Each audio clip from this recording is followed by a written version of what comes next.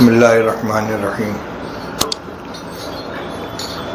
آج کے درس میں حضرت نبی کریم صلی اللہ علیہ وسلم کا حضرت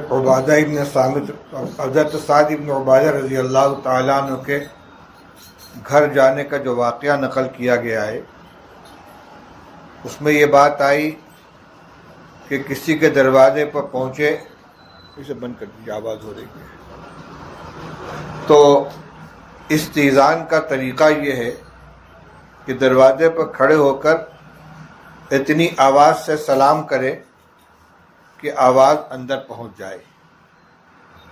اگر جواب مل جائے تو پھر اندر آنے کی اجازت طلب کرے، نہ ملے تو تھوڑی دیر انتظار کر کے دوبارہ سلام کرے۔ اگر اب بھی جواب نہیں آیا تو تھوڑی دیر مزید انتظار کر کے دوبارہ سلام کرے، اور اگر اب بھی جواب نہ آیا تو وہاں سے واپس لوٹ جائے، اور جواب آ جائے تو پھر اجازت طلب کرے۔ یہ طریقہ استئذان کا ہے۔ یہ طریقہ وہاں ہے جہاں رہائش نیچے کی منزل میں ہو اور دروازے پر کھڑے ہو کر سلام کرنے سے اندر آواز پہنچ جاتی ہو، لیکن بہت سے مکانات میں رہائش دوسری منزل پر ہوتی ہے، یا جو دروازہ ہے داخلی اس جگہ نہیں بلکہ کافی اندر کے حصے میں رہائش ہے۔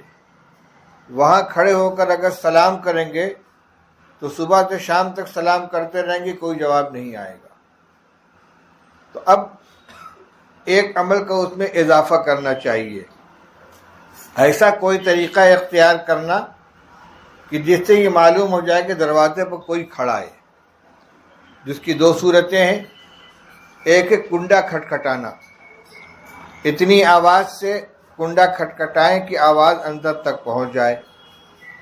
دوسرا طریقہ ہے گھنٹی بجانے کا۔ بہت سے مکانات میں بیل لگی ہوتی ہے، اسی مقصد سے لگائی جاتی ہے کہ آنے والا گھنٹی دبائے تو اندر اطلاع پہنچے۔ اب جب اطلاع ہو گئی اور کوئی آ گیا، اب یہ عمل شروع کیا جائے۔ السلام علیکم، پہلے سلام کریں، تو پوچھے کون، تو پورا نام بتلائیں۔ نام ایسے طریقے سے بتایا جائے کہ سننے والا پہچان لے، یا تو ولدیت کے ساتھ، مثلا عبداللہ ابن عبد الرحمن، یا نسبت کے ساتھ فلاں فلاں جگہ کا رہنے والا عبداللہ دہلوی مثال کے طور پر، یا کوئی اور شناخت کہ فلاں درجے کا طالب علم ہوں، میرا یہ نام ہے۔ ایسا نام بتایا جائے کہ جس سے اندر والا سن لے۔ ایک مرتبہ رسول اللہ صلی اللہ علیہ وسلم کے در دولت پر کسی نے سلام کیا، آپ نے پوچھا من، انہوں نے کہا انا، کون ہو؟ کہ میں ہوں۔ آپ نے فرمایا انا، میں بھی میں ہوں۔ کیا مطلب ہوا؟ انا کہنے سے کوئی پہچان نہیں ہوئی۔ جو ہر آنے والا انا کہے گا، انا تو میں بھی ہوں، مقصد یہ کہ نام بتاؤ۔ تو ایک تو یہ بات بتانی تھی کہ زمانے کی تبدیلی سے اس میں اتنا اضافہ کرنا ہوگا، لیکن یہ کوئی طریقہ نہیں ہے کہ دروازے پر پہنچے اور دھڑلے سے اندر گھستے چلے گئے۔ اچھا، جس طرح کا واقعہ یہ ہے سعد ابن عبادہ رضی اللہ تعالیٰ کے مکان کا، ایسا ہی ایک واقعہ حدیث کی کتابوں میں حضرت عمر رضی اللہ تعالیٰ عنہ کے زمانے کا آتا ہے۔ ابو موسیٰ اشعری رضی اللہ تعالیٰ عنہ حضرت عمر رضی اللہ تعالیٰ عنہ کے مکان پر پہنچے، دروازے پر کھڑے ہو کر انہوں نے سلام کیا، السلام علیکم۔ حضرت عمر رضی اللہ تعالیٰ عنہ نے سلام نہیں سنا یا مشغول تھے، جواب نہیں آیا۔ تھوڑا رک کر پھر انہوں نے سلام کیا، پھر جواب نہیں آیا۔ دوبارہ سلام کیا، جواب نہیں آیا۔ یہ وہاں سے واپس لوٹنے لگے۔ حضرت عمر رضی اللہ تعالیٰ عنہ کو تنبہ ہوا، فرمانے لگے الم اسمع صوت عبداللہ ابن قیس، ارے میں نے عبداللہ ابن قیس یعنی ابو موسیٰ اشعری کی آواز نہیں سنی تھی۔ لوگوں نے کہا انہوں نے سلام کیا تھا، لیکن جواب نہیں ملا، لوٹ گئے کہ بلا لاؤ ان کو، بلا کر لائے گئے۔ فرمایا واپس کیوں چلے گئے آپ؟ انہوں نے کہا کہ رسول اللہ صلی اللہ علیہ وسلم کی یہی تعلیم ہے کہ 3 مرتبہ تک سلام استئذان کرو، اگر جواب نہ ملے تو واپس چلے جاؤ۔ حضرت عمر رضی اللہ تعالیٰ عنہ کو نبی کریم صلی اللہ علیہ وسلم کے اس ہدایت کا علم نہیں تھا۔ انہوں نے فرمایا گواہ پیش کرو، اس کا گواہ پیش کرو کہ رسول اللہ صلی اللہ علیہ وسلم نے یہ فرمایا ہے۔ مقصد یہ نہیں تھا کہ عبداللہ ابن حضرت ابو موسیٰ اشعری رضی اللہ تعالیٰ عنہ کے اوپر اعتماد نہیں تھا یا ان کو جھوٹا سمجھتے تھے، کہ بلکہ مسئلہ یہ تھا کہ حضرت نبی کریم صلی اللہ علیہ وسلم کی طرف کسی بات کے منسوب کرنے میں پوری احتیاط کرنی چاہیے۔ جب یقین ہو کہ حضور نے فرمایا تبھی آپ کی طرف نسبت کرنی چاہیے، کچی پکی بات حضور کی طرف منسوب نہ کی جائے۔ بہت بڑی وعید ہے، من کذب علیہ متعمدا فلیتبوأ مقعدہ من النار، جو میری طرف جھوٹی بات منسوب کرے قصداً، اسے چاہیے کہ اپنا ٹھکانہ جہنم میں بنا لے۔ اور اس میں یہ بھی داخل ہے کہ بد احتیاط ہو، بے احتیاط ہو، اہتمام نہ کرے اور اس کی وجہ سے غلطی ہو جائے تو وہ بھی وعید میں آ جائے گا۔ بہرحال حضرت عمر فرمایا گواہ پیش کرو۔ گواہ کہاں سے لے آئیں؟ وہاں سے چلے، ایک جگہ کچھ انصار بیٹھے ہوئے تھے، جا کر ابو موسیٰ اشعری رضی اللہ عنہ کھڑے ہوئے سلام کیا۔ فرمایا بھئی ایسا ایسا واقعہ پیش آ گیا ہے، میں حضرت عمر کے گھر گیا تھا، میں نے 3 مرتبہ سلام کیا، جواب نہیں آیا، میں لوٹنے لگا، اور جب انہوں نے استفسار کیا کہ ایسا کیوں کیا تو میں نے کہا رسول اللہ صلی اللہ علیہ وسلم نے ایسا فرمایا ہے، تو مجھ سے گواہ طلب کیا ہے، آپ میں کوئی ہے جو اس کی گواہی دے سکے؟ تو انصار نے کہا یشہد لہ اصغرنا، یہ تو سب کو معلوم ہے، ہم میں جو سب سے چھوٹے ہیں ابو سعید خدری یہ گواہی دے دیں گے، جن کا نام سعد ابن مالک ہے، کنیت ابو سعید ہے۔ چنانچہ ابو سعید خدری رضی اللہ تعالیٰ عنہ اٹھے، ساتھ میں گئے اور جا کر حضرت عمر رضی اللہ تعالیٰ عنہ کے سامنے بتلایا کہ ابو موسیٰ اشعری صحیح کہتے ہیں، رسول اللہ صلی اللہ علیہ وسلم نے یہ فرمایا ہے۔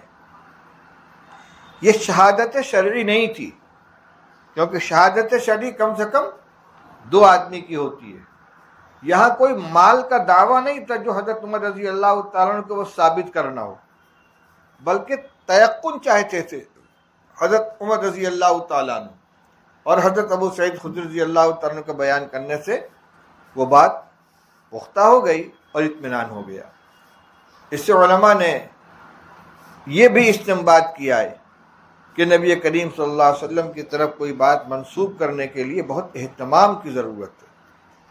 واعظین خاص طور سے تقریر کرنے والے حدیث کے نام پر پتہ نہیں کیا کیا بیان کر دیتے ہیں، یوں آتا ہے، یوں آتا ہے، کیا آتا ہے، کہاں سے آتا ہے، آسمان سے آتا ہے، زمین سے آتا ہے، یوں آتا ہے، نہ کسی سند کا پتہ، نہ کتاب کا پتہ، نہ راوی کا پتہ، یوں آتا ہے کہ صبح دین کے لیے تھوڑی دیر بیٹھنا 70 سال کی عبادت سے بہتر ہے۔ کہاں آتا ہے، کدھر سے آتا ہے، کون صحابی ہے، کس کتاب کے اندر ہے؟ حضرت عمر رضی اللہ تعالیٰ عنہ ابو موسیٰ اشعری رضی اللہ تعالیٰ عنہ سے گواہ طلب کر رہے ہیں۔ اس لیے اگر حدیث کے نام پر کوئی بات بیان کرنی ہے تو اس میں حوالہ ہونا چاہیے، کم سے کم اتنا حوالہ ہونا چاہیے کہ فلاں کتاب میں لکھا ہوا ہے اور وہ کتاب علم کے اندر ہو۔ ہر آدمی عالم نہیں ہوتا، اس لیے حدیث کی کتاب کا براہ راست حوالہ نہیں دے سکتا، لیکن یہ تو بتا سکتا ہے کہ فلاں جگہ میں نے پڑھا ہے۔ صرف سنی سنائی ہوائی باتیں، ایک سے دوسرے نے سنا، دوسرے سے تیسرے نے سنا، اس میں بات میں فرق بھی پڑ جاتا ہے، سننے میں فرق پڑ جاتا ہے، کچھ کا کچھ ہو جاتا ہے۔ بہرحال یہ میں نے بتلایا کہ جیسا واقعہ حضرت سعد بن عبادہ رضی اللہ تعالیٰ عنہ کا پیش آیا تھا، ایسے ہی واقعہ حضرت ابو موسیٰ اشعری اور حضرت عمر رضی اللہ تعالیٰ عنہ کا بھی پیش آیا۔ ایک بات اور معلوم ہوئی کہ بڑے سے بڑے عالم کو ہر بات معلوم ہو کو ضروری نہیں ہے۔ حضرت عمر رضی اللہ تعالیٰ عنہ اپنے زمانے کے بڑے لوگوں میں ہیں، اسلام میں آپ کا دوسرا مقام ہے صدیق اکبر رضی اللہ تعالیٰ عنہ کے بعد۔ رسول اللہ صلی اللہ علیہ وسلم کی لمبی صحبت بھی اٹھائی ہے، لیکن اس کے باوجود یہ روایت ان کے علم میں نہیں تھی. تو یہ ضروری نہیں ہے کہ ہر عالم کو اور ہر بڑے آدمی کو ہر بات کا علم ہو. لہٰذا اگر کسی بات کے اوپر مجھے معلوم نہیں، میں نہیں جانتا، تو یہ کوئی عیب کی بات نہیں ہے. اور جس بات کو آدمی نہ جانے وہاں اپنی لا علمی کا اعتراف کر لینا چاہیے. زبردستی اپنے کو عالم ظاہر کرنے کے لیے بغیر حوالے اور بغیر ثبوت کے کوئی بات پیش کرنا یہ غلط ہے. میں نے سنایا تھا کہ حضرت امام ابو یوسف رحمۃ اللہ علیہ خلافت عباسیہ کے زمانے میں قاضی القضات تھے. بہت اونچا مقام تھا ان کا، اور ائمہ مجتہدین میں سے امام ابو حنیفہ رحمۃ اللہ علیہ کے سب سے بڑے شاگرد ہیں. ان سے مسائل پوچھے جاتے تھے، کسی مسئلے کا جواب دیتے تھے، کہیں کہہ دیتے مجھے نہیں معلوم. مقصد یہ تھا کہ تحقیق کریں گے، بتائیں گے. کسی نے کہا کہ حضرت آپ اتنے بڑے عالم ہیں، بیت المال سے آپ کو اتنی بڑی تنخواہ ملتی ہے، اور مطلب پوچھا جاتا ہے کہتے مجھے نہیں معلوم، لا ادری، میں نہیں جانتا. کس چیز کی تنخواہ آپ لیتے ہیں؟ امام یوسف رحمۃ اللہ نے فرمایا سنو، میں تنخواہ ان مسائل کے لیتا ہوں جو میں جانتا ہوں. اگر ان مسائل کی تنخواہ لینے لگوں جو نہیں جانتا تو بیت المال کا خزانہ خالی ہو جائے گا. اس لیے کہ جانے ہوئے مسائل تو محدود ہیں، لیکن جو نہیں جانتے وہ لامحدود ہیں. میں تنخواہ ان مسائل کے لیتا ہوں جو میں جانتا ہوں. اگر ان مسائل کی تنخواہ لینے لگوں جو نہیں جانتا تو بیت المال کا خزانہ خالی ہو جائے گا. اس لیے اس میں کوئی عار کی بات نہیں ہے. آپ سے کوئی بات پوچھی جائے کہ تو مجھے معلوم نہیں، کم سے کم اتنا کہہ سکتے ہیں اس وقت میرے ذہن میں نہیں ہے، دیکھ کے بتاؤں گا. بعض اکابر کا قول ہے کہ وہ شخص جو ہر بات میں کہے میں جانتا ہوں وہ آدھا جاہل ہے، کیونکہ علم کے دو حصے ہیں، ادری ولا ادری. میں جانتا ہوں، میں نہیں جانتا ہوں، یہ دونوں علم کے دو شعبے ہیں. کچھ چیزوں کو آدمی جانتا، کچھ چیزوں کو نہیں جانتا. تو جس کے پاس دونوں خانے ہیں، کچھ کے جواب میں کہا جی میں جانتا ہوں، بتا دیا، اور کچھ کے جواب میں کہا مجھے معلوم نہیں، وہ تو ہوا عالم. اور جو ہر بات کے جواب میں کہا میں جانتا ہوں تو آدھا جاہل ہے، اس لیے کہ اس کے پاس لا ادری ہے ہی نہیں، صرف ادری ہے.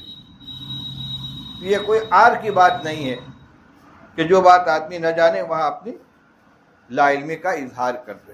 آپ علماء کرام سے بھی کہتا ہوں، فارغ ہو کر جائیں گے، امام صاحب بنیں گے، تو کوئی آدمی کوئی مسئلہ پوچھتا ہے، اب سوچو میں اگر کہہ دوں مجھے نہیں معلوم تو آپ کیسے مولوی صاحب ہیں، آپ کو مسئلہ بھی نہیں معلوم. جی ہاں، ہر مسئلہ ہر وقت ذہن میں نہیں رہتا، دیکھ کے بتا دیں گے. عالم ہونے کا فائدہ یہ ہے کہ میں یہ بتا سکتا ہوں کہ مسئلہ کہاں ملے گا، تلاش کر سکتا ہوں، حکم معلوم کر سکتا ہوں، کتابیں دیکھ سکتا ہوں. وکیل ہوتا ہے، بڑا سے بڑا وکیل، اس کے یہاں کوئی کیس آتا ہے، وہ قانون کی کتاب اٹھاتا ہے، مطالعہ کرتا ہے. ڈاکٹر کے یہاں جاؤ، کوئی ٹیڑھا کیس آ گیا، وہ ڈاکٹری کی کتابیں اٹھاتا ہے، اس کا مطالعہ کرتا ہے، تیاری کرتا ہے. وہاں تو عیب نہیں ہے. تو اگر کسی مولوی نے مسئلہ بتانے کے لیے کہا دیکھ کے بتاؤں گا تو جاہل کیسے ہو گیا؟